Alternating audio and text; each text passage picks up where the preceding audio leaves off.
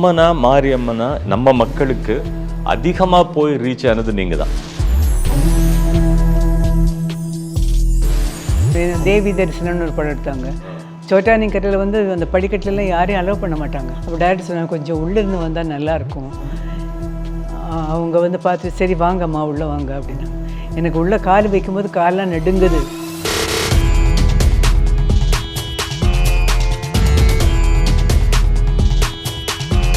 அப்போ அது பண்ணும்போது உணர்ந்தீங்களா ஆண்டாள்ன்றது ஒரு மிகப்பெரிய கதாபாத்திரம், இதை நம்ம பண்ணுறோம்? அதெல்லாம் ஒன்றும் தெரியாது.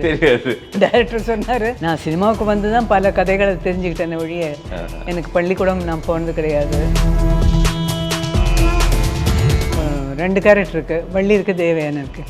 ஐயோ எனக்கு தேவயானி போடுவோம். ஏம்மா அப்படின்னு, என் பேர் அதுதாங்க.